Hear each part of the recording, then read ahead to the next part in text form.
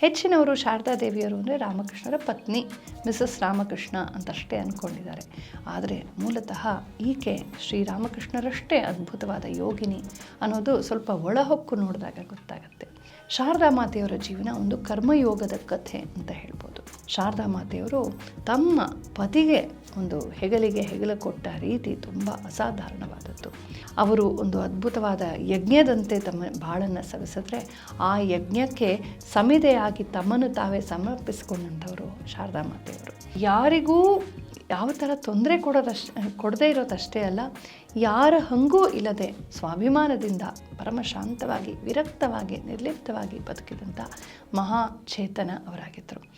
ವಿಪರೀತ ಕೆಲಸ ಮಾಡೋರು, ಆದರೆ ನಗ್ತಾ ಇರೋರು. ಒಂದು ದೊಡ್ಡ ಸಾಗರ ಹೇಗೆ ವೈಶಾಲ್ಯದಲ್ಲೂ ಆಳದಲ್ಲೂ ಶಾಂತಿಯಲ್ಲೂ ಅಗಾಧವಾಗಿರುತ್ತೋ ಹಾಗಿತ್ತು ಶಾರದಾ ಮಾತೆಯರ ಜೀವನ. ಸ್ತುತಿ ನಿಂದೆಗಳಾಗಲಿ, ಮಾನಾಪಮಾನಗಳಾಗಲಿ, ಲಾಭ ನಷ್ಟಗಳಾಗಲಿ, ಕಾರ್ಪಣ್ಯಗಳಾಗಲಿ ಯಾವುದೂ ಅವರನ್ನು ಪ್ರಕ್ಷುಬ್ಧಗೊಳಿಸ್ತಾ ಇರಲಿಲ್ಲ. ಸ್ಥಿತಪ್ರಜ್ಞಸ್ಯ ಕಾ ಭಾಷಾ ಸಮಾಧಿಸ್ಯ ಕೇಶವ ಅಂತ ಕೇಳ್ತಾನಲ್ಲ ಅರ್ಜುನ, ಬಹುಶಃ ನೋಡಪ್ಪ ಇಲ್ಲಿದ್ದಾರೆ ಒಂದು ಆಧುನಿಕ ಉದಾಹರಣೆ ಅಂತ ಹೇಳ್ಬೋದು. ನಮಸ್ಕಾರ. ಇವತ್ತು ಶ್ರೀಮಾತೆ ಶಾರದಾದೇವಿಯವರ ಜಯಂತಿ. ಶ್ರೀರಾಮಕೃಷ್ಣ ಪರಮಹಂಸರು ನಮ್ಮ ಭಾರತ ದೇಶ ಅಥವಾ ಜಗತ್ತೇ ಕಂಡಂತಹ ಅತ್ಯದ್ಭುತವಾದಂತಹ ದಾರ್ಶನಿಕರು, ಮಹಾಯೋಗಿಗಳು. ಅವರು ವೇದಕಾಲದ ಒಂದು ಋಷಿ ಪರಂಪರೆ ಏನಿದೆ ಅದನ್ನು ಪ್ರತ್ಯೇಕಿಸಿದಂಥ ಒಂದು ಅದ್ಭುತ ಚೇತನವಾಗಿದ್ದರು. ಹಾಗೆಲ್ಲ ಇರೋಕ್ಕೆ ಸಾಧ್ಯವಿಲ್ಲ ಬಿಡಿ, ಅದೆಲ್ಲ ವೇದ ಕಾಲಕ್ಕೆ ಆಗೋಯ್ತು ಅಂತ ನಾವು ಹೇಳೋ ಹಾಗಿದ್ರೆ ಇಲ್ಲ. ಈ ಸನಾತನ ಸತ್ಯಗಳು ಮತ್ತೆ ಮತ್ತೆ ಮರುಕಳಿಸುತ್ತವೆ ಅಂತ ತೋರಿಸೋದಕ್ಕೆ ಎಂಬಂತೆ ಶ್ರೀರಾಮಕೃಷ್ಣರ ಆಗಮನವಾಗುತ್ತೆ. ಅವರ ಅತ್ಯಂತ ತಪಃಪುನೀತವಾದಂಥ ಜೀವನ, ಅವರ ಒಂದು ಆಧ್ಯಾತ್ಮಿಕ ಎತ್ತರ ಭಿತ್ತರಗಳೇನಿದೆ ಇವುಗಳು ಅತ್ಯಂತ ಅಸಾಧಾರಣವಾದದ್ದು. ಆ ಮಟ್ಟಕ್ಕೆ ಏರೋದಕ್ಕೆ ಅವರಿಗೆ ಹೆಗಲಿಗೆ ಹೆಗಲುಗೊಟ್ಟಂಥವರು ಅವರ ಧರ್ಮಪತ್ನಿ ಶ್ರೀಮಾತೆ ಶಾರದಾದೇವಿಯವರು. ಹೆಚ್ಚಿನವರು ಶಾರದಾದೇವಿಯವರು ಅಂದರೆ ರಾಮಕೃಷ್ಣರ ಪತ್ನಿ ಮಿಸಸ್ ರಾಮಕೃಷ್ಣ ಅಂತಷ್ಟೇ ಅಂದ್ಕೊಂಡಿದ್ದಾರೆ. ಆದರೆ ಮೂಲತಃ ಈಕೆ ಶ್ರೀರಾಮಕೃಷ್ಣರಷ್ಟೇ ಅದ್ಭುತವಾದ ಯೋಗಿನಿ ಅನ್ನೋದು ಸ್ವಲ್ಪ ಒಳಹೊಕ್ಕು ನೋಡಿದಾಗ ಗೊತ್ತಾಗುತ್ತೆ. ಯೋಗ ಅಂದರೆ ಏನು? ನಾನಾ ರೂಪಗಳಲ್ಲಿ ಯೋಗ ಜೀವನವನ್ನು ನಡೆಸ್ಬೋದಾಗಿದೆ. ಕರ್ಮಯೋಗವಿದೆ, ಭಕ್ತಿಯೋಗವಿದೆ, ರಾಜಯೋಗವಿದೆ. ಎಲ್ಲವೂ ಸರ್ವಂ ಜ್ಞಾನೇ ಪರಿಸಮಾಪ್ಯತೆ, ಎಲ್ಲವೂ ಜ್ಞಾನಕ್ಕೆ ಕರೆದೊಯ್ಯುತ್ತೆ. ಶಾರದಾ ಮಾತೆಯವರ ಜೀವನ ಒಂದು ಕರ್ಮಯೋಗದ ಕಥೆ ಅಂತ ಹೇಳ್ಬೋದು. ಶ್ರೀರಾಮಕೃಷ್ಣರು ಈ ತರುಣಿ ಮದುವೆಯಾಗಿದ್ದ ಸುಮಾರು 5ನೇ ವರ್ಷಕ್ಕೆ ಶಾರದಾ ಮಾತೆಯವರು, ಇವರಿಗೆ 5ನೇ ವರ್ಷ ರಾಮಕೃಷ್ಣರಿಗೆ ಕೊಟ್ಟು ಮದುವೆಯಾಗಿತ್ತು. ಇವರು ತಾರುಣ್ಯಕ್ಕೆ ಕಾಲಿಟ್ಟಾಗ ಇವರನ್ನು ದಕ್ಷಿಣೇಶ್ವರಕ್ಕೆ ಕರ್ಕೊಂಬರ್ತಾರೆ. ಹಾಗೆ ಬಂದಾಗ ರಾಮಕೃಷ್ಣರು ಒಂದು ಪ್ರಶ್ನೆಯನ್ನು ಕೇಳ್ತಾರೆ. ನೀನು ನನ್ನ ಧರ್ಮಪತ್ನಿ, ಎಲ್ಲರಂತೆ ದಾಂಪತ್ಯದ ಜೀವನಕ್ಕೆ ನೀನು ನನ್ನನ್ನು ಖಂಡಿತ ಆಹ್ವಾನಿಸ್ಬೋದು, ಅದು ನನ್ನ ಧರ್ಮ, ನಿನಗೇನು ಬೇಕು ಕೇಳು ಅಂತ. ಆಗ 18 ಹರಿಯದಂಥ ತರುಣಿ ಶಾರದಾ ಮಾತೆಯವರು ರಾಮಕೃಷ್ಣರ ಎತ್ತರ ಭಿತ್ತರಗಳನ್ನು ಅಳೆದಂಥ ಆ ಮಹಾತಾಯಿ ಹೇಳ್ತಾರೆ, ನಾನು ನಿಮ್ಮನ್ನು ಸಾಂಸಾರಿಕ ಜೀವನಕ್ಕೆ ಎಳೆಯೋದಕ್ಕೆ ಬಂದಿಲ್ಲ, ನಿಮ್ಮ ಯೋಗ ಜೀವನಕ್ಕೆ ಬೆಂಬಲ ಕೊಡೋಕ್ಕೆ ಬಂದಿದ್ದೀನಿ ಅಂತ. ಆ ವಯಸ್ಸಿನಲ್ಲಿ ಆ ಮೆಚ್ಯೂರಿಟಿ, ಆ ಪ್ರೌಢಿಮೆ ಈ ಮಹಾತಾಯಿಗಿದ್ದದ್ದು ತುಂಬ ವಿಶೇಷವೇ. ಈ ಮೆಕಾಲೆ ಎಜುಕೇಷನ್ ಈ ಹಿನ್ನೆಲೆಯಲ್ಲಿ ನಾವು ಅವರನ್ನು ಏನು ಕರಿಬೋದು? Uneducated, illiterate village woman. ಇದು ತಾನೇ ಅಹಂಕಾರ ಕಲಿಯೋದು ನಾವು ಇಂಗ್ಲೀಷ್ ಶಾಲೆಗಳಲ್ಲಿ. ಆದರೆ ಇವರು ನಿಜವಾದ ಅರ್ಥದ ವಿದ್ಯಾವಂತೆ, ಸರಸ್ವತಿ ಶಾರದೆ. ಯಾಕೆಂದರೆ ಡಿಗ್ರಿನಲ್ಲಿಲ್ಲ ನಮ್ಮ ಜ್ಞಾನ. ಜೀವನವನ್ನು ಹೆಂಗೆ ಬದುಕ್ತೀವಿ, ನಮ್ಮ ಸಮಸ್ಯೆಗಳನ್ನು ಹೇಗೆ ಪರಿಹಾರ ಮಾಡ್ಕೊಳ್ತೀವಿ, ಸಮಾಜಕ್ಕೆ ನಾವೇನು ಕೊಡ್ತೀವಿ, ಇದರಿಂದ ನಮ್ಮ ನಿಜವಾದ ವಿದ್ಯಾರ್ಹತೆ ನಿರ್ಣಯವಾಗುತ್ತೆ, ಡಿಗ್ರಿಗಳಿಂದ ಎಲ್ಲ. ಶಾರದಾ ಮಾತೆಯವರು ತಮ್ಮ ಪತಿಗೆ ಒಂದು ಹೆಗಲಿಗೆ ಹೆಗಲು ಕೊಟ್ಟ ರೀತಿ ತುಂಬ ಅಸಾಧಾರಣವಾದದ್ದು. ಅವರು ಒಂದು ಅದ್ಭುತವಾದ ಯಜ್ಞದಂತೆ ತಮ್ಮ ಬಾಳನ್ನು ಸವಿಸಿದ್ರೆ ಆ ಯಜ್ಞಕ್ಕೆ ಸಮಿದೆಯಾಗಿ ತಮ್ಮನ್ನು ತಾವೇ ಸಮರ್ಪಿಸಿಕೊಂಡಂಥವರು ಶಾರದಾ ಮಾತೆಯವರು. ಅವರ ತ್ಯಾಗ ಅಸಾಧಾರಣವಾದದ್ದು. ಮತ್ತು ರಾಮಕೃಷ್ಣರ ಆ ಎತ್ತರ ಏನಿದೆ, ಅವರ ಒಂದು ಅಖಂಡ ಬ್ರಹ್ಮಚರ್ಯ ಏನಿದೆ, ಅದಕ್ಕೆ ಸಂತೋಷವಾಗಿ ಬೆಂಬಲ ಕೊಟ್ಟಂಥ ಶಾರದಾ ಮಾತೆಯವರ ವೈಶಿಷ್ಟ್ಯ, ಅವರ ಔದಾರ್ಯ, ಅವರ ಪಾವಿತ್ರ್ಯ, ಅವರ ಮನೋಬಲ ಎಂಥದ್ದು ಅಂತ ನಮಗೆ ಗೊತ್ತಾಗುತ್ತೆ. ಇಂಥ ಶಾರದಾ ಮಾತೆಯವರು ಜೀವನದುದ್ದಕ್ಕೂ ಪಟ್ಟ ಕಷ್ಟಗಳು ಅಷ್ಟಿಷ್ಟಲ್ಲ. ಸಾಮಾನ್ಯರು ಅವರು ಪಟ್ಟ ಕಷ್ಟಗಳಲ್ಲಿ ಒಂದು 10% 5% ಪಟ್ಟರು ಕೂಡ ತುಂಬ ಕುಗ್ಗಿ ಹೋಗ್ತಾಯಿದ್ರು, ಡಿಪ್ರೆಷನ್ ಹೋಗ್ತಾಯಿದ್ರು, ಅಥವಾ ಆತ್ಮಹತ್ಯೆ ಮಾಡ್ಕೊಂಬಿಡ್ತಾಯಿದ್ರು. ಎಂಥ ಒಂದು ದಾರುಣ ಸ್ಥಿತಿಗಳನ್ನೆಲ್ಲ ಅವ್ರ ಜೀವನದಲ್ಲಿ ನೋಡ್ತಾರೆ ಅಂತ ಅವರ ಜೀವನವನ್ನು ಓದಿ ತಿಳ್ಕೊಳ್ಬೇಕಾಗತ್ತೆ ನಾವು. ಏನಾದರೂ ಬರಲಿ ನಾನು ಅಂತರಂಗವನ್ನು ಪ್ರಸನ್ನವಾಗಿಸಿಟ್ಕೊಂಡಿರ್ತೀನಿ, ಸದಾ ನಗನಗುತ್ತಾ ಇರ್ತೀನಿ ಅಂತ ವ್ರತವನ್ನು ತೊಟ್ಟಂಥ ಶಾರದಾ ಮಾತೆಯವರು ಭಗವದ್ಗೀತೆಯ ಶ್ರೀಕೃಷ್ಣನ ಮಾತುಗಳ ಆಗಮಾಪಾಯಿನೋ ನಿತ್ಯಾಂ ಸಂಸತಿಕ್ಷಸ್ವ ಭಾರತ ಅಥವಾ ಸುಖ ದುಃಖೇ ಸಮಯಕತ್ವ ಲಾಭಾಲಾಭವು ಜಯ ಅನ್ನುವ ಮಾತಿಗೂ, ಸಮತ್ವಂ ಯೋಗ ಉಚ್ಯತೆ ಅನ್ನುವ ಮಾತಿಗೂ, ಸಂತುಷ್ಟ ಸತತಂ ಅಂತನ್ನುವ ಮಾತಿಗೂ ನಿದರ್ಶನದಂತೆ ಇದ್ದಾರೆ. ಶ್ರೀರಾಮಕೃಷ್ಣರು ದೇಹತ್ಯಾಗ ಮಾಡಿದಾಗ ಶಾರದಾ ಮಾತೆ ಕೇವಲ 32 ವರ್ಷ. ರಾಮಕೃಷ್ಣರು ಏನು ಕೊಟ್ಟು ಹೋದ್ರು? ಮಕ್ಕಳನ್ನು ಕೊಟ್ಟು ಹೋದ್ರಾ? ಇಲ್ಲ. ಆಸ್ತಿ ಕೊಟ್ಟು ಹೋದ್ರಾ? ಇಲ್ಲ. ಕನಿಷ್ಠ ಒಂದು ವಿಡೋಸ್ ಪೆನ್ಷನ್ ಅದೂ ಇಲ್ಲ. ಏನಂದರೆ ಏನನ್ನೂ ಲೌಕಿಕಾರ್ಥದಲ್ಲಿ ಅವ್ರಿಗೆ ಬಿಟ್ಟು ಹೋಗಲಿಲ್ಲ. ಶಾರದಾ ಮಾತೆಯವ್ರಿಗೆ ಯಾರೂ ಇಲ್ಲ, ಏನೂ ಇಲ್ಲ. ಆದರೆ ಅಂಥ ಸ್ಥಿತಿಯಲ್ಲೂ ಕೂಡ ಅವರು ಹಳ್ಳಿಯಲ್ಲಿ ಒಬ್ಬಂಟಿಗರಾಗಿ ಅತ್ಯಂತ ಕಷ್ಟದ ದಿನಗಳನ್ನು ಕಳೀತಾರೆ. ಉಟ್ಟ ಸೀರೆಗೆ ಗಂಟು ಹಾಕಿಕೊಂಡು ಹರಿದೋಗಿದ್ರು ಅದನ್ನೇ ಉಟ್ಕೊಂಡು ಸಂತೋಷವಾಗಿ ಇರ್ತಾರೆ. ಉಗ್ರಾಣದ ತಳದಲ್ಲಿರುವಂಥ ಧಾನ್ಯಗಳನ್ನು ಹೆಕ್ಕಿ ಒಂದೊಂದು ಅರ್ಧ ಹಿಡಿಯೋ ಬಂದ ಧಾನ್ಯಗಳನ್ನೇ ತಿನ್ಕೊಂಡಿರ್ತಾರೆ. ಅಕ್ಕಪಕ್ಕ ಸೊಪ್ಪುಗಳನ್ನು ಬೇಯಿಸ್ಕೊಂಡು ಅದನ್ನೇ ತಿಂತಾರೆ. ಉಪ್ಪಿಗೂ ಕೂಡ ದುಡ್ಡಿರಲಿಲ್ಲ ಅವರ ಹತ್ರ. ಹೀಗಿರುವ ಸಂದರ್ಭದಲ್ಲೂ ಪರಮಹಂಸರ ಪತ್ನಿಯನ್ನು ನೋಡಬೇಕು ಅಂತ ಯಾರಾದರೂ ಬೇರೆ ಊರುಗಳಿಂದ ಹಳ್ಳಿಗೆ ಬಂದರೆ ತಮ್ಮ ಕಷ್ಟ ದಾರಿದ್ರ್ಯ ಬಗ್ಗೆ ಕಿಂಚಿತ್ತೂ ಹೇಳಿಕೊಳ್ಳದೆ ಅಕ್ಕಪಕ್ಕದ ಮನೆಗಳಿಗೆ ಹೋಗಿ ಒಂದಿಷ್ಟು ಭಿಕ್ಷೆ ಬೇಡಿ ತಂದು ಆ ಧಾನ್ಯಗಳಿಂದ ಅಡುಗೆ ಮಾಡಿ ತಾವು ತುಂಬ ಚೆನ್ನಾಗಿದ್ದೀವಿ, ಸಮೃದ್ಧವಾಗಿದ್ದೀವಿ ಅನ್ನೋ ಹಾಗೆ ಅವರೊಂದು ತೋರಿಸ್ಕೊಳ್ತಾ ಇದ್ರು. ಅವ್ರಿಗೆಲ್ಲ ಚೆನ್ನಾಗಿ ಉಪಚಾರ ಮಾಡಿ ಕಳಿಸ್ತಾಯಿದ್ರು. ಮತ್ತು ಯಾರಿಗೂ ಯಾವ ಥರ ತೊಂದರೆ ಕೊಡದೇ ಇರೋದಷ್ಟೇ ಅಲ್ಲ, ಯಾರ ಹಂಗೂ ಇಲ್ಲದೆ ಸ್ವಾಭಿಮಾನದಿಂದ ಪರಮ ಶಾಂತವಾಗಿ, ವಿರಕ್ತವಾಗಿ, ನಿರ್ಲಿಪ್ತವಾಗಿ ಬದುಕಿದಂಥ ಮಹಾಚೇತನ ಅವರಾಗಿದ್ದರು. ಅವರು ರಾಮಕೃಷ್ಣ ಬದುಕಿದ್ದಾಗ ಎಷ್ಟು ಕೆಲಸ ಮಾಡ್ತಾಯಿದ್ರು ಅಂದರೆ, ಬೆಳಗ್ಗೆ 3 ಗಂಟೆಗೆ ಹೇಳ್ತಾ ಇದ್ರಂತೆ. ನಮಗೆಲ್ಲ ಹೆಚ್ಚು ಕಡಿಮೆ ಮಧ್ಯರಾತ್ರಿ ಅದು. 3 ಗಂಟೆಗಿದ್ದು ಯಾರು ಹೇಳೋ ಮುಂಚೆ ಗಂಗಾ ನದಿಗೆ ಹೋಗಿ ಸ್ನಾನಾದಿಗಳನ್ನು ಮುಗಿಸಿ ಜಪಕ್ಕೆ ಕೂತ್ಕೊಳ್ತಾ ಇದ್ದಂತೆ. ಬೆಳಗ್ಗೆ ಸೂರ್ಯೋದಯದವರೆಗೂ 6-6:30ವರೆಗೂ ನಿರಂತರವಾಗಿ ಕೋಟಿಗಟ್ಟಲೆ ಲಕ್ಷಗಟ್ಟಲೆ ಜಪವನ್ನು ಮಾಡ್ತಾ ಇದ್ರಂತೆ. ಹಲವಾರು ಮಂತ್ರಗಳನ್ನು ಮತ್ತು ಆಧ್ಯಾತ್ಮಿಕ ಸಾಧನಾ ವಿಧಾನಗಳನ್ನು ರಾಮಕೃಷ್ಣರು ಬೋಧಿಸಿದರು ಪತ್ನಿಗೆ. ಅದೆಲ್ಲವನ್ನು ಅಚ್ಚುಕಟ್ಟಾಗಿ ಮಾಡಿ ಸಿದ್ಧಿಸಿಕೊಂಡ ಅದೆಷ್ಟೋ ಸಿದ್ಧಿಗಳನ್ನು ಪಡೆದಂಥ ಯೋಗಿನಿಯವರು. ಅದಾದ ಮೇಲೆ 6:30ಗೆ ಶುರುವಾದರೆ ನಿರಂತರವಾಗಿ ರಾಮಕೃಷ್ಣರನ್ನು ಕಾಣೋದಕ್ಕೆ ಬರುವಂಥ ಭಕ್ತ ಸಮೂಹಕ್ಕೆ ಅಡುಗೆ ಮಾಡಿ ಮಾಡಿ ಮಾಡಿ ಮಾಡಿ ಮಾಡಿ ಹಾಕ್ತಾಯಿದ್ರು.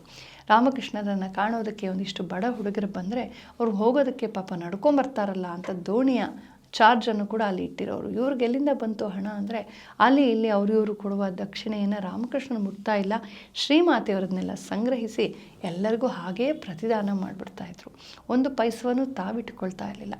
ಬಂದ ಎಲ್ಲವನ್ನು ಅಚ್ಚುಕಟ್ಟಾಗಿ ಜೋಡಿಸಿ ಅದಕ್ಕೆ ತಮ್ಮದನ್ನೂ ಸೇರಿಸಿ ಸಮಾಜಕ್ಕೆ ವಾಪಸ್ ಕೊಡ್ತಾಯಿದ್ರು.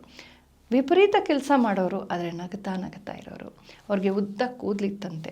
ಬೆಳಗ್ಗೆ ತಲೆ ಸ್ನಾನ ಮಾಡಿ ಗಂಗಾ ಸ್ನಾನ ಮಾಡಿದ ಮೇಲೆ ಆ ಕೂದಲನ್ನು ಒಣಗಿಸ್ಕೊಳ್ಳೋದಕ್ಕೆ ಅವ್ರಿಗೆ ಮಧ್ಯಾಹ್ನ 3 ಗಂಟೆವರೆಗೂ ಪುರ್ಸತ್ತಾಗ್ತಿರ್ಲಿಲ್ಲವಂತೆ. ಅಷ್ಟು ಕೆಲಸ ಮಾಡೋರು. ಆದರೆ ಮುಂದೆ ಅವರು ತುಂಬ ವಯಸ್ಸಾದ ಮೇಲೆ ಅವರನ್ನು ಒಬ್ಬರು ಕೇಳ್ತಾರೆ, ಅಮ್ಮ, ದಕ್ಷಿಣೇಶ್ವರದ ಕಾಲದಲ್ಲಿ, ರಾಮಕೃಷ್ಣರ ಕಾಲದಲ್ಲಿ ನೀವು ಎಷ್ಟೊಂದು ಕೆಲಸ ಮಾಡ್ತಿದ್ರಿ ಪಾಪ, ಎಷ್ಟು ಕಷ್ಟಪಟ್ಟಿದ್ದೀರಿ ಅಂತ. ಆಗ ಶಾರದಾ ಮಾತೆಯವರು ತಿದ್ದಿ ಹೇಳ್ತಾರೆ, ಇಲ್ಲಮ್ಮ, ನಾನೇನು ಕಷ್ಟಪಡಲಿಲ್ಲ. ನನ್ನ ಹೃದಯದಲ್ಲಿ ಆನಂದದ ಕಲಶ ಇಟ್ಟಾಗಿತ್ತು. ಅಷ್ಟು ಕೆಲಸ ಮಾಡೋದ್ರಲ್ಲಿ ಎಷ್ಟು ಆನಂದ ಆಯಿತು ಗೊತ್ತೇ. ಅವರು ತಮ್ಮ ಜೀವನದ ಕೊನೆ ಕಾಲದಲ್ಲೂ ಅಷ್ಟೇ 67 ವರ್ಷ ಬದುಕಿದ್ರು. ತುಂಬ ರೊಮ್ಯಾಟಿಸಮ್ ಇತ್ತು, ಹಲವಾರು ಕಾಯಿಲೆಗಳು ಬಂದು ಅವ್ರ ದೇಹ ಜರ್ಜರಿತವಾಗಿತ್ತು. ಚಿಕ್ಕ ವಯಸ್ಸಲ್ಲೇ ಸಂಧಿವಾತ ಬಂದುಬಿಟ್ಟಿತ್ತು ಅವ್ರಿಗೆ. ಅತಿಸಾರ ರೋಗ ಕಾಳ್ತಾ ಇತ್ತು, ಹೊಟ್ಟೆ ಪಿತ್ತಕೋಶದ ಸಮಸ್ಯೆ ಇತ್ತು. ಇಷ್ಟೆಲ್ಲದರ ನಡುವೆ ಕೂಡ ತಮ್ಮ ಸಮಸ್ಯೆಗಳನ್ನು ಯಾರಿಗೂ ತೋರಿಸಿಕೊಳ್ಳದೆ ನಿರಂತರ ಸೇವೆಯಲ್ಲಿ ತೊಡಗ್ತಾ ಇದ್ರು. ವಯಸ್ಸಾದ ಮೇಲೆ ರಾಮಕೃಷ್ಣರ ಶಿಷ್ಯರು, ವಿವೇಕಾನಂದರ ಶಿಷ್ಯರು ಇವ್ರನ್ನೆಲ್ಲ ಚೆನ್ನಾಗಿ ನೋಡಿಕೊಂಡ್ರು. ತಾಯಿಯವ್ರಿಗೆ ಒಳ್ಳೆ ಮನೆ ಕಟ್ಟಿಸ್ಕೊಟ್ರು. ಆದರೆ ಈ ಸನ್ಯಾಸಿಗಳು, ರಾಮಕೃಷ್ಣ ಮಠದವರು, ಇವ್ರು ಮಾಡುವ ಬರಹಕ್ಕೆ, ಪಬ್ಲಿಕೇಶನ್ಸು, ಪ್ರಕಾಶನಕ್ಕೆ, ಪುಸ್ತಕ ಪ್ರಕಾಶನಕ್ಕೆ ಜಾಗ ಇಲ್ಲ ಅಂತ ಗೊತ್ತಾದಾಗ ತಮಗಾಗಿ ಕಟ್ಟಿಸಿಕೊಟ್ಟ ಮನೆಯಲ್ಲಿ ಕೆಲವೇ ತಿಂಗಳು ಅವರು ಸಂತೋಷಕ್ಕಾಗಿ ವಾಸ ಮಾಡಿ ಅದನ್ನು ಅವ್ರಿಗೆ ಬಿಟ್ಟುಕೊಟ್ಬಿಟ್ಟು ಹೊರಟೇ ಬಿಡ್ತಾರೆ. ತಾವು ಬಂದರೆ ಎಲ್ಲಿ ಇವರ ಈ ಒಂದು ಪಬ್ಲಿಕೇಶನ್ ವರ್ಕ್ಗೆ ತೊಂದರೆ ಆಗುತ್ತೆ ಅಂತ ಹೆಚ್ಚಾಗಿ ಬರೋದೇ ಇಲ್ಲ. ಬಂದರೂ ಕೂಡ ಯಾರೋ ಮನೆಯಲ್ಲಿ ಉಳ್ಕೊಂಡು ವಾಪಸ್ ಹೋಗ್ತಾ ಇರ್ತಾರೆ. ಮತ್ತು ಈ ರಾಮಕೃಷ್ಣ ಮಠದಲ್ಲಿ ಸನ್ಯಾಸಿಗಳು, ಬ್ರಹ್ಮಚಾರಿಗಳು, ಗೃಹಸ್ಥರು ಇವ್ರಿಗೇನಾದ್ರು ಸಮಸ್ಯೆ ಬಂದರೆ, ಏನಾದ್ರು ಪರಸ್ಪರ ಏನೋ ಒಂದು ವಿಚಾರಣೆ ಬಂದಾಗ, ತೊಂದರೆಗಳು ಬಂದಾಗ ಎಲ್ಲಕ್ಕೂ ಈ ಮಹಾತಾಯಿಯ ಬಳಿಗೆ ಬರ್ತಿದ್ರು. ಇವರೇನು ಲಾಯರ್ ಅಲ್ಲ, ಇವರೇನು ಯಾವುದೇ ಶಾಲೆಗೆ ಹೋದವರಲ್ಲ, ಏನಲ್ಲ. ಆದರೆ ಅತ್ಯಂತ ಸಮಾಧಾನ ಚಿತ್ತದಿಂದ ಇದ್ದಂಥ ಶಾರದಾ ಮಾತೆಯವರು ಏನು ಹೇಳಿದ್ರು ಎಲ್ರಿಗೂ ಪರಿಹಾರ ಸಿಗ್ತಾ ಇತ್ತು. ಯಾಕೆಂದರೆ ಪರಿಹಾರ ಸಿಕ್ಕೋದು ಪರಮ ಪ್ರಶಾಂತವಾದ ಮನದಲ್ಲಿ ಮಾತ್ರ. ಒಂದು ದೊಡ್ಡ ಸಾಗರ ಹೇಗೆ ವೈಶಾಲ್ಯದಲ್ಲೂ ಆಳದಲ್ಲೂ ಶಾಂತಿಯಲ್ಲೂ ಅಗಾಧವಾಗಿರುತ್ತೋ ಹಾಗಿತ್ತು ಶಾರದಾ ಮಾತೆಯವರ ಜೀವನ. ಸ್ತುತಿ ನಿಂದೆಗಳಾಗಲಿ, ಮಾನಾಪಮಾನಗಳಾಗಲಿ, ಲಾಭ ನಷ್ಟಗಳಾಗಲಿ, ಕಷ್ಟ ಕಾರ್ಪಣ್ಯಗಳಾಗಲಿ ಯಾವುದೂ ಅವರನ್ನು ಪ್ರಕ್ಷುಬ್ಧಗೊಳಿಸ್ತಾ ಇರಲಿಲ್ಲ. ಸ್ಥಿತಪ್ರಜ್ಞಸ್ಯ ಕಾ ಭಾಷಾ ಸಮಾಧಿಸ್ಯ ಕೇಶವ ಅಂತ ಕೇಳ್ತಾನಲ್ಲ ಅರ್ಜುನ, ಬಹುಶಃ ನೋಡಪ್ಪ ಇಲ್ಲಿದ್ದಾರೆ ಒಂದು ಆಧುನಿಕ ಉದಾಹರಣೆ ಅಂತ ಹೇಳ್ಬೋದು. ಮತ್ತು ಅವ್ರಿಗೊಂದು ದೂರದೃಷ್ಟಿ ಇತ್ತು. ರಾಮಕೃಷ್ಣರಿಗಿದ್ದಂಥ ದೂರದೃಷ್ಟಿ ಅವ್ರಿಗೂ ಇತ್ತು. ಸ್ವಾಮಿ ವಿವೇಕಾನಂದರು ಭಾರತಾದ್ಯಂತ ಸಂಚಾರ ಮಾಡಿ ಇನ್ನೇನು ವಿದೇಶಕ್ಕೆ ಹೊರಡಬೇಕು ಅನ್ನುವಾಗ ಹಲವು ಬಗೆಯ ಮಾತುಗಳನ್ನು ಹೇಳ್ತಾರೆ. ಕಪ್ಪು ಸಮುದ್ರ ದಾಟ್ಬೋದಾ, ಸನ್ಯಾಸಿ ಹಾಗೆ ಹೀಗೆ ಬಾಹ್ಯಾಚಾರಗಳನ್ನಷ್ಟೇ ಇಟ್ಕೊಂಡು ಹೇಳ್ತಾ ಇದ್ರೆ ಹೊರತು ಆ ಕಾಲದಲ್ಲಿ ಭಾರತದ ವಿದ್ಯಮಾನಗಳ ಪರಿಸ್ಥಿತಿನಲ್ಲಿ ಈ ದೇಶಕ್ಕಾಗಿ ಏನೋ ಒಂದು ದೊಡ್ಡ ಒಂದು ಬದಲಾವಣೆ, ಸತ್ಕ್ರಾಂತಿ ಆಗಬೇಕಾಗಿತ್ತು. ಒಂದು ಆಪದ್ಧರ್ಮದಂತೆ ಏನೋ ಒಂದಷ್ಟು ವಿಚಿತ್ರ ಒಂದು ವಿಶೇಷವಾದ ಕೆಲಸಗಳಾಗಬೇಕಾಗಿತ್ತು. ಅದಕ್ಕಾಗಿಯೇ ವಿವೇಕಾನಂದರು ಬಂದಿದ್ದು ಅನ್ನೋದನ್ನು ರಾಮಕೃಷ್ಣರು ಗುರುತಿಸಿದಂತೆ ಶಾರದಾ ಮಾತೆ ಗುರುತಿಸಿದ್ರು. ಎಷ್ಟೋ ಜನ ಎಷ್ಟೋ ಬಗೆಯ ಮಾತುಗಳನ್ನು ಹೇಳಿದ್ರು, ಕೆಲವರು ವಿರೋಧಿಸಿದ್ರು, ಕೆಲವರು ಅಪಹಾಸ್ಯ ಮಾಡಿದ್ರು. ವಿವೇಕಾನಂದರಿಗೆ ಹೋಗು ಮಗು, ನಿಂಗೆ ಒಳ್ಳೆಯದಾಗಲಿ, ನೀನು ಈ ಕೆಲಸಕ್ಕಾಗಿಯೇ ಹುಟ್ಟಿದಿ ಅಂತ ಹುರಿದುಂಬಿಸಿ ಪತ್ರ ಬರೆದು ಸಪೋರ್ಟ್ ಮಾಡಿದಂಥವ್ರು ಶಾರದಾ ಮಾತೆಯವರೊಬ್ಬರೇ. ವಿವೇಕಾನಂದರೇ ಹೇಳ್ಕೊಳ್ತಾಳೆ, ಇಡೀ ಜಗತ್ತೇ ನನಗೆ ವಿರೋಧವಾಗಿತ್ತು, ಆದರೆ ಒಂದು ಹಳ್ಳಿಯ ಹೆಂಗಸು ನನ್ನ ಗುರುವಿನ ಪತ್ನಿ ನನಗೆ ಸಪೋರ್ಟ್ ಕೊಟ್ಟರು ಅಂತ. ಒಂದು ಉದಾತ್ತವಾದ ದರ್ಶನ.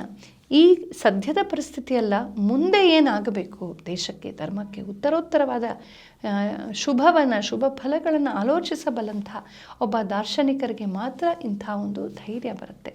ಶಾರದಾ ಮಾತೆಯವರ ಬಳಿಗೆ ನಿವೇದಿತೆಯನ್ನು ಕರ್ಕೊಂಬರ್ತಾರೆ ವಿವೇಕಾನಂದರು. ನಿವೇದಿತೆ ಮಾರ್ಗರೆಟ್ ಇಸಾಬೆಲ್ ನೋಬೆಲ್ ಅಂತ ಹೇಳಿ, ಅವಳು ಐರಿಷ್ ಮಹಿಳೆ, ಓದಿದ್ದು ಬೆಳೆದಿದ್ದೆಲ್ಲ ಇಂಗ್ಲೆಂಡಲ್ಲಿ. ಅವಳು ಪ್ರತಿಷ್ಠಿತವಾದ ಶಿಕ್ಷಣ ತಜ್ಞೆ ಆಗಿದ್ಲು, ಶಾಲೆ ನಡೆಸ್ತಾ ಇದ್ಲು. ಅವಳಿಗೆ ಅನ್ನಿಸ್ತು ವಿವೇಕಾನಂದರ ಶಿಷ್ಯ ಆದಮೇಲೆ ಅವರ ಮಗಳಂತೆ ಅವಳು ಭಾರತ ದೇಶಕ್ಕೆ ಬಂದು ಸೇವೆ ಮಾಡಬೇಕು ಅಂತ.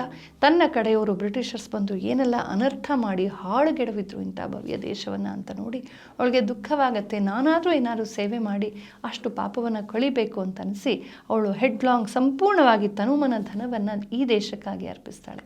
ಹಾಗೆ ಬಂದಂಥ ನಿವೇದಿತೆಯನ್ನು ಅಂದಿನ ಭಾರತದ ಸಮಾಜ ಹೇಗೆ ಸ್ವೀಕರಿಸಿತ್ತು?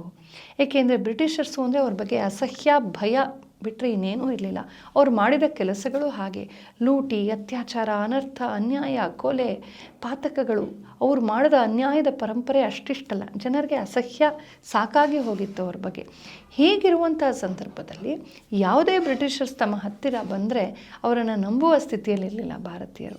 ಹಾಗಾಗಿ ಈ ಬಿಳಿ ತೊಗಲಿನ ಮಹಿಳೆ ಬಂದರೆ ಹೇಗೆ ಸ್ವೀಕರಿಸ್ತಾರೋ, ಮಹಿಳಾ ಮಣಿಯರು ದೂರ ಇಡ್ತಾರೇನೋ, ಭಯ ಪಡ್ಕೊಳ್ತಾರೇನೋ, ಅಸಹ್ಯ ಪಡ್ಕೊಳ್ತಾರೇನೋ ಅನ್ನುವ ಭಯ ವಿವೇಕಾನಂದರಿಗಿತ್ತು. ಆದರೆ ಅವರು ಮಾಡಿದ ಕೆಲಸ ಏನು ಗೊತ್ತಾ? ಶಾರದಾ ಮಾತೆ ಬಳಿಗೆ ಕರ್ಕೊಂಬರ್ತಾರೆ. ನೀನು ಒಳಗಡೆ ಹೋಗು, ಶಾರದಾ ಮಾತೆ ಇದ್ದಾರೆ, ಅವರು ನಿನ್ನನ್ನು ಸ್ವೀಕರಿಸಿದ್ರೆ ಇಡೀ ಭಾರತ ನಿನ್ನನ್ನು ಸ್ವೀಕರಿಸುತ್ತೆ ಅಂತ ಹೇಳ್ತಾರೆ ವಿವೇಕಾನಂದರು. ಸ್ವಲ್ಪ ಆತಂಕ ಇತ್ತು. ಸೋದರಿ ಒಳಗಡೆ ಹೋಗ್ತಾಳೆ. ಇವಳಿಗೆ ಬೆಂಗಾಲಿ ಬರಲ್ಲ, ಅವ್ರಿಗೆ ಆಂಗ್ಲ ಬರೋದಿಲ್ಲ, ಆದರೆ ಕಣ್ಣಲ್ಲೇ ಮಾತಾಡ್ತಾರೆ. ಅವಳನ್ನು ಪ್ರೀತಿಯಿಂದ ಕೈ ಹಿಡಿದು ಕರ್ಕೊಂಬಂದು ಪಕ್ಕ ಕೂಡಿಸ್ತಾರೆ. ಒಂದು ಸಂಪ್ರದಾಯಸ್ಥ ಮನೆತನದ, ಹಳ್ಳಿಯ ಸಂಪ್ರದಾಯಸ್ಥ ಮನೆತನದ ಬ್ರಾಹ್ಮಣ ಕುಟುಂಬದ ವಿಧವೆ. ಎಷ್ಟೆಲ್ಲ ಕಟ್ಟುಪಾಡುಗಳ ಮಧ್ಯದಲ್ಲಿದ್ದರೂ ಕೂಡ ಒಂದು ನನ್ನ ದೇಶದ ಸೇವೆ ಮಾಡೋಕ್ಕೆ ಬಂದಂಥ ಮುಗ್ಧ ಹೆಣ್ಣುಮಗಳು, ಒಳ್ಳೆಯ ಮನಸ್ಸಿನ ಹೆಣ್ಮಗಳು ಅಂಥೇಳಿ ನಿವೇದಿತೆಯನ್ನು ಬರಮಾಡಿಕೊಂಡು ಅವಳಿಗೆ ತಿಂಡಿ ತಿನ್ನಿಸಿ ಪ್ರೀತಿಯಿಂದ ಮಾತನಾಡಿಸಿ ದುಭಾಷಿಯ ಮೂಲಕ ಅವಳಿಗೆ ಎಲ್ಲ ಮಾತುಗಳಿಗೆ ಉತ್ತರಗಳನ್ನು ಕೊಟ್ಟು ಅವಳಿಗೆ ಶುಭವನ್ನು ಹಾರೈಸ್ತಾರೆ. ಮುಂದೆ ಸೋದರಿ ನಿವೇದಿತಾ ಕಟ್ಟುವಂಥ ಮೊಟ್ಟ ಮೊದಲ ಆ ಹೆಣ್ಣು ಮಕ್ಕಳ ಶಾಲೆಯನ್ನು ಸಾಕ್ಷಾತ್ ಶಾರದಾ ಮಾತೆಯವರೇ ಉದ್ಘಾಟನೆಗೊಳಿಸ್ತಾರೆ. ಇವರಿಗಿಂತ ಮುಂಚೆ ರಾಜಾ ರಾಮ್ ಮೋಹನ್ ರಾಯ್ ಕೂಡ ಕಟ್ಟಿದ್ರು. ಆದರೆ ರಾಜಾ ರಾಮ್ ಮೋಹನ್ ರಾಯ್ ಬ್ರಿಟಿಷರ್ಸ್ ಏನು ಅಂದ್ಕೊಂಡ್ಬಿಟ್ರು, ನಮ್ಮ ಮತಾಂತರದ ಕೆಲಸಕ್ಕೆ ಈತ ಸಪೋರ್ಟ್ ಮಾಡ್ತಾನೆ ಅಂತ. ಆದರೆ ಈತ ನಿಜವಾಗಿಯೂ ಸಮಾಜ ಸೇವೆ ಮಾಡೋಕ್ಕೆ ಹೊರಟಾಗ ಇವರ ಒಂದು ಮತಾಂತರದ ಅಜೆಂಡಾಗೆ ಸಪೋರ್ಟಿವ್ ಆಗಿಲ್ಲದೆ ಇರುವಾಗ ಯಾವ ಬ್ರಿಟಿಷರ್ಸ್ ಇವನಿಗೆ ಸಪೋರ್ಟ್ ಮಾಡಿದ್ರು ಅವರೇ ಅವನನ್ನು ನಡುದಾರಿಯಲ್ಲಿ ಬಿಟ್ಟರು. ಹಾಗಾಗಿ ಆತ ಪ್ರಾರಂಭ ಮಾಡಿದಂತಹ ಶಾಲೆ ಅಂದ್ಕೊಂಡಷ್ಟು ಚೆನ್ನಾಗಿ ಅದು ಮುಂದುವರಿದೆ ನಿಲ್ಲಬೇಕಾಗಿ ಬಂತು. ಆದರೆ ನಿವೇದಿತೆ ಹಾಗಲ್ಲ. ತನ್ನ ಬ್ರಿಟಿಷರ್ಸ್ ಬುದ್ಧಿಯೊಳಗೆ ಚೆನ್ನಾಗಿ ಗೊತ್ತಿತ್ತಾದ್ರಿಂದ ತಾನು ಸ್ವತಂತ್ರವಾಗಿ ಎಷ್ಟೇ ಕಷ್ಟವಾದರೂ ತಾನೇ ಶಾಲೆಯನ್ನು ಶುರು ಮಾಡ್ತಾಳೆ. ಈ ದೇಶದ ಶಾಲೆಯ ನಮ್ಮ ಹೆಣ್ಣು ಮಕ್ಕಳಿಗೆ ಸಂಸ್ಕೃತವನ್ನು, ಬಂಗಾಳಿ ಭಾಷೆಯನ್ನು, ಇಲ್ಲಿನ ಮೂಲ ಕಲೆಗಳನ್ನು, ಇಲ್ಲಿನ ಕೌಶಲಗಳನ್ನು, ವಿಜ್ಞಾನವನ್ನು, ಗಣಿತವನ್ನು, ಮಗ್ಗಿಯನ್ನು ಮತ್ತು ಇಲ್ಲಿನ ಶಿಷ್ಟಾಚಾರಗಳನ್ನು ಪ್ರೀತಿಯಿಂದ ಕಲಿಸ್ತಾಳೆ. ಅವಳ ಆ ಎಲ್ಲ ಕೆಲಸವನ್ನು ಚೆನ್ನಾಗಿ ಗಮನಿಸಿ, ಮೆಚ್ಚಿ, ಪ್ರೋತ್ಸಾಹ ಕೊಟ್ಟು, ಅವಳಿಗೆ ಒಳ್ಳೊಳ್ಳೆಯ ಒಂದು ಉಪಾಯಗಳನ್ನು ಕೊಟ್ಟು, ಸಜೆಷನ್ಸ್ ಕೊಟ್ಟು ಬೆಂಬಲವಾಗಿ ನಿಂತಂಥವರು ಶಾರದಾ ಮಾತೆ. ಸ್ವತಃ ತಮ್ಮ ಹೆಸರನ್ನು ಕೂಡ ಸೈನ್ ಮಾಡುವಷ್ಟು ಕೂಡ ಅವರಿಗೆ ಅಕ್ಷರ ಜ್ಞಾನವಿರಲಿಲ್ಲವಾದರೂ ಕೂಡ ಅವರಿಗೆ ಈ ಅಕ್ಷರ ಜ್ಞಾನವೆಲ್ಲರೂ ಪಡಿಬೇಕು ಅನ್ನೋ ಒಂದು ಹುಮ್ಮಸ್ಸಿತ್ತು. ಆ ಊರಿನ ಜನರಿಗೆಲ್ಲ ನಿಮ್ಮ ಹೆಣ್ಮಕ್ಳನ್ನು ಹಾಕಿ ಶಾಲೆಗೆ ಅಂತ ಹೊರದಂಬಿಸ್ತಾ ಇದ್ರು. ವಿವೇಕಾನಂದರ ಕಾರ್ಯಕ್ಕೆ ಬೆಂಬಲ ಕೊಟ್ಟಂತಹ, ರಾಮಕೃಷ್ಣರ ತಪಸ್ಸಿಗೆ ಬೆಂಬಲ ಕೊಟ್ಟಂತಹ, ನಿವೇದಿತೆಯ ಆ ಅದ್ಭುತವಾದ ಸೇವಾ ಕಲಾಪಗಳಿಗೆ ಬೆಂಬಲ ಕೊಟ್ಟಂತಹ ಶಾರದಾ ಮಾತೆಯವರು ನೂರಾರು ಜನರಿಗೆ ಮಂತ್ರ ದೀಕ್ಷಾ ಗುರುವಾಗಿದ್ದರು. ಎಷ್ಟೋ ಜನರಿಗೆ ಸನ್ಯಾಸಿ ದೀಕ್ಷೆಯನ್ನು ಕೊಟ್ಟರು. ಶಾರದಾ ಮಠದ ಸಂಸ್ಥಾಪನೆಗೆ ಅವರೇ ರೂವಾರಿಯಾದರು. ಅವರ ನಂತರ ಅವರ ಶಿಷ್ಯೆಯಿಂದಲೇ ಅದು ಪ್ರಾರಂಭವಾಯಿತು. ರಾಮಕೃಷ್ಣ ಮಠಕ್ಕೆ ಸಂಘ ಜನನಿಯಾಗಿದ್ದರು ಮತ್ತು ಭಾರತೀಯ ನಾರಿಯ ಸಕಲ ಸನ್ಮಂಗಳ ಗುಣಗಳ ಅದ್ಭುತವಾದ ಗಣಿಯಾಗಿದ್ದರು ಶಾರದಾ ಮಾತೆ. ಶಕ್ತಿ ಅನ್ನೋದು ಶಾಂತಿಯಲ್ಲಿ ತಣ್ಣಗೆ ಇರಬೇಕು, ಸಕಾಲದಲ್ಲಿ ಅದು ಪರಾಕ್ರಮವಾಗಿ ಮೆರೆಯಬೇಕು. ಸುಮ್ಮನೆ ಗಯ್ಯಾಳಿತನ, ಜೋರು, ಕಿಚ್ಚೋದು, ಕೂಗೋದು, ಅಳೋದು, ಹೀಗೆ ಸ್ತ್ರೀಯ ಅಂತರಂಗದ ಶಕ್ತಿ ವ್ಯಯವಾಗಬಾರ್ದು. ಅದು ತುಂಬ ತಾಳ್ಮೆಯಲ್ಲಿ, ಅಪಾರವಾದ ಸಹನೆಯಲ್ಲಿ, ಅಪಾರವಾದ ಪ್ರೇಮದಲ್ಲಿ, ತಪಸ್ಸಿನಲ್ಲಿ, ಅಂತರ್ಮುಖತೆಯಲ್ಲಿ ಆ ಶಕ್ತಿ ಪೊಟೆನ್ಷಿಯಲ್ ಎನರ್ಜಿ ಹಾಗೆ ಸಂಗ್ರಹವಾಗಬೇಕು. ಜೀವನದ ಮುಖ್ಯವಾದ ಒಂದು ಪರಿಸ್ಥಿತಿ ಬಂದಾಗ, ಮುಖ್ಯವಾದ ಸಮಸ್ಯೆ ಬಂದಾಗ, ಜೀವನದ ದೊಡ್ಡ ದುರಂತ ಯಾವುದೋ ನಮ್ಮ ಜೀವನಕ್ಕೆ ಬಂದಾಗ ಆ ಶಕ್ತಿ ಭುಗಿಲೆದ್ದು ಪರಾಕ್ರಮವಾಗಿ ಅದು ವ್ಯಕ್ತವಾಗಬೇಕು. ಗೌರಿಯು ಹೇಗೆ ಕಾಳಿ ಆಗ್ತಾಳೋ, ದುರ್ಗೆ ಆಗ್ತಾಳೋ ಹಾಗಿರಬೇಕು ಅಂತ ನಮ್ಮ ಐಡಿಯಲ್ ಏನಿದೆ ಅದನ್ನು ಶ್ರೀಮಾತೆ ತಮ್ಮ ಜೀವನದಲ್ಲಿ ತೋರಿಸಿದ್ರು. ಅವರ ಜೀವನದ ಘಟನಾವಳಿಗಳನ್ನು ನೋಡ್ತಾ ಇದ್ದರೆ ಅಪಾರ ಶಕ್ತಿ, ಅತ್ಯಂತ ಸೌಮ್ಯ ಸುಂದರವಾದ ವಾತ್ಸಲ್ಯಮಯವಾದ ಒಂದು ವ್ಯಕ್ತಿತ್ವದಲ್ಲಿ ಅಡಕವಾಗಿತ್ತು. ಅಂಥ ಶಾರದಾ ಮಾತೆಯವರ ಜೀವನವನ್ನು ಪ್ರತಿಯೊಬ್ಬರೂ ಓದಬೇಕು, ಅದರಲ್ಲೂ ಸ್ತ್ರೀಯರು ಓದಲೇಬೇಕು. ಶಕ್ತಿ ಅಂದರೆ ಕೂಗೋದು ಆರ್ಭಟ ಅಲ್ಲ, ಶಕ್ತಿ ಅಂದರೆ ಶಕ್ತಿಯ ಪ್ರದರ್ಶನ ಅಲ್ಲ. ಶಕ್ತಿ ಅನ್ನೋದು ಅಂತರಂಗದ ಒಂದು ಮನೋಬಲವಾಗಿ, ಆಧ್ಯಾತ್ಮಿಕ ಬಲವಾಗಿ, ಪ್ರೇಮದ ಬಲವಾಗಿ, ವಾತ್ಸಲ್ಯದ ಬಲವಾಗಿ ಅದು ಅರಳಬೇಕು. ಸ್ತ್ರೀ ತಾನೂ ಕೂಡ ಒಂದು ಅತ್ಯಂತ ಪವಿತ್ರವಾಗಿ, ಅತ್ಯಂತ ಘನತೆವೆತ್ತವಳಂತೆ ಅರಳಿ ತನ್ನಿಂದ ಸಮಾಜಕ್ಕೆ, ಪರಿವಾರಕ್ಕೆ ಉಪಕಾರವಾಗುವಂತೆ ಬದುಕಬೇಕು ಅನ್ನೋದಕ್ಕೆ ಉಜ್ವಲವಾದ ನಿದರ್ಶನ ಶಾರದಾ ಮಾತೆಯವರು. ನಮ್ಮ ಕಾಲದಲ್ಲಿ ಇತ್ತೀಚಿನ ಇತಿಹಾಸದಲ್ಲಿ 1920ರಲ್ಲಿ ಅವರು ದೇಹತ್ಯಾಗ ಮಾಡಿದ್ರು. ಅಷ್ಟು ಇತ್ತೀಚಿನ ಕಾಲದವರೆಗೂ ಇದ್ದಂಥವರು ಅರ್ವಾಚೀನ ಇತಿಹಾಸದಲ್ಲಿ ಇಂಥ ಅದ್ಭುತ ನಾರಿ ಮಣಿ ಆಗಿ ಹೋಗಿದ್ದಾರೆ ಅಂದರೆ ತುಂಬ ಸಂತೋಷವಾಗುತ್ತೆ. ಭಾರತ ಇಂಥ ಎಷ್ಟೋ ಕಲಿಯುಗದ ಸೀತೆಯರನ್ನು, ಕಲಿಯುಗದ ದ್ರೌಪದಿಯನ್ನು ಅದು ಸದಾ ನಿರ್ಮಾಣ ಮಾಡ್ತಾನೇ ಇರುತ್ತೆ. ಅದೇ ಈ ಮಣ್ಣಿನ ಸತ್ವ. ಶಾರದಾ ಮಾತೆ, ಶ್ರೀಮಾತೆ ಶಾರದಾದೇವಿಯವರ ಜೀವನ ಸಂದೇಶಗಳನ್ನು ಓದಿಕೊಂಡು ಸ್ಫೂರ್ತಿಯನ್ನು ಪಡೆಯೋಣ. ನಮ್ಮ ಹೆಣ್ಣು ಮಕ್ಕಳಲ್ಲೂ ಅಂಥ ವರ್ಚಸ್ಸನ್ನು ತುಂಬೋಣ. ನಾವು ಭೋಗದ ಬೊಂಬೆಗಳಲ್ಲ, ನಾವು ಯೋಗದ ಮೂರ್ತಿಗಳಾಗಬೇಕು, ತ್ಯಾಗದ ಮೂರ್ತಿಗಳಾಗಬೇಕು, ಭವ್ಯವಾದ ಸಾಧನೆಗಳನ್ನು ಮಾಡಬೇಕು. ಎಲ್ಲ ಕ್ಷೇತ್ರಗಳು ದಾಪುಕಾಲು ಹಾಕ್ತಾ ಅದ್ಭುತ ಸಾಧನೆಗಳು ಮಾಡ್ತಾ ಸಮಾಜವನ್ನು ಮೇಲೆತ್ತುವಂಥ ಮಾತೃಮೂರ್ತಿಯರಾಗಬೇಕು ಅನ್ನುವ ಸ್ಫೂರ್ತಿ ನಮ್ಮ ಹೆಣ್ಣು ಮಕ್ಕಳಿಗೆ ಬರಬೇಕಾದ್ರೆ ಇಂಥ ಮಹಾತ್ಮರ ಮಹಾ ನಾರಿಯರ ಶ್ರೀಮಾತೆ ಶಾರದಾದೇವಿಯರಂತಹ ಅಂಥವರ ಜೀವನ ಚರಿತ್ರೆಗಳನ್ನು ಓದಬೇಕು, ಕೇಳಬೇಕು, ಭಾವಿಸಬೇಕು. ಧನ್ಯವಾದಗಳು. ನಮಸ್ಕಾರ.